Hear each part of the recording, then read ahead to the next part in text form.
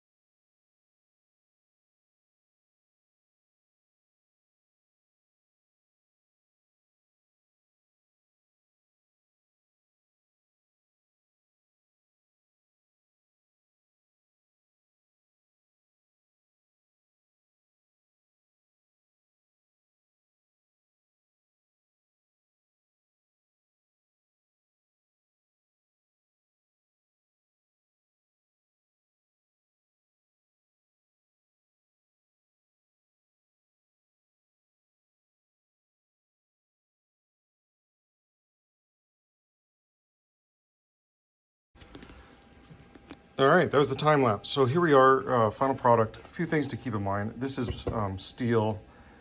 Again, if you're using a heat gun on a high setting, you risk burning through because the steel will get so warm. And then as you're heating the vinyl, you'll just burn a hole right through it. And as much as it takes to get this on there, and even mostly smooth like I've got, you don't want to waste that. This took me about maybe 2.5 hours. You'll see in the time lapse, if you watch that again, if you didn't notice it, I get the wrap down and I'm like, shit, it's just not working. So I pull it all off. I turn it around, I try from a different angle. I must have done that 4 or 5 times before I found a good angle and I was able to lay it down in such a way I was able to make some solid progress. And that's one of the things. So this is a public service announcement. If you're a freaking asshole who can't keep your frustration and shit together until you can get back on the ride again, don't try this. It's just not worth anyone else's time for you to be that kind of a dick. So enough said there. You've got to have patience. You just keep going at it. Know that it'll work. You might have to try a couple of extra pieces. You know, it might be a couple day project for somebody. It's okay. This is the third bike now that I've done wrap on. I am not a pro. This is not what I do, but I watched a lot of YouTube videos and tried to learn from folks. So that said, some of the things you'll notice, if I can get the light in here just right, I do have some little fingers in there, and this is where it's either air or as I got a good piece down, it just wasn't worth me bringing it all the way back up again to try and get these little fingers out of there. You can see that? They're not easy to see unless you're just looking at them direct. Now on the sides, there's a little more of that. Again, you can see little air bubbles, the way this curves down and then out. So once I had it on, I did this a couple of nights ago, and then I came out today, and there were big bubbles through here. And that's part of it because of the bend and the way it was. So I've got to heat it just a little bit. Again, I don't want to burn through because I've already done a final burn on this to get the adhesive in the back to kind of melt down a little bit and get a good, nice, solid fit to the steel. But here on these corners, you could see here there's a little bit there. I actually did burn through in a spot, so I had to take some of my scraps and I just kind of overlaid it there and I pressed it down, making sure the pattern matched as close as possible, and then I just heated that sucker on there. You can see I haven't poked the holes in here yet to get the bolts back on the fender when I'm putting it on the bike. But again, after you do your final burn, it's good just to let it sit a day or two, let the air kind of figure out what it's doing. Now, I didn't have any place for the air to go, so one of the things I had to do is just take a pocket knife and poke an itty bitty tiny little hole. So you can use a sewing needle if you got a push pin that's actually really sharp.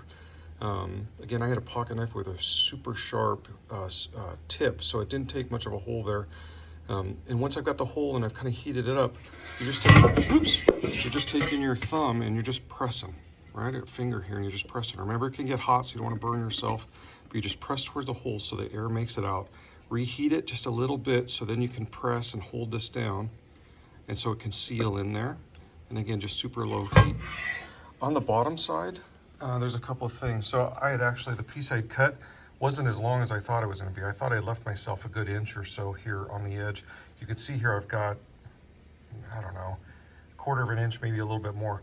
So I then took some more scraps, right? And I laid the scraps over the top of the edge, and then I heated it down so that way it works as a little bit of a seal on that part there. You can see here where it got hot and started to kind of melt a little bit. Here on this inside, you could, again, it just got so hot, and the way I've got it wrapped is I had the piece on the outside and I'm wrapping it down and wrapping it down and wrapping it over. It bundles up a little bit there. But again, this is gonna go against the frame of the bike, so I'm not worried about that there. It's nice and tight. It's crispy because of, it's been heated, so that's all right. And you can see I've done the same thing a couple of spots here where it's a little bit longer, or I've laid some other pieces over it. And then back here in the back, the pros who do this, man, they only leave about 1/4 of an inch. And I get what they mean when they're saying, right? You don't want a lot of this excess stuff that can eventually just peel and come out. I just don't have the confidence in the work I had done to cut it at 1/4 of an inch. So I've left the extra here. And each time I'm messing around with the bike, if I take the fender off, I'll just recheck it. And if I have to, I'll just reapply some scraps because I've got a roll here to do that with. Give you another example of what it looks like on the inside. So now that it's pretty well set, I'll poke the holes through the wrap here for the bolts so I can get it on the fender back on the bike.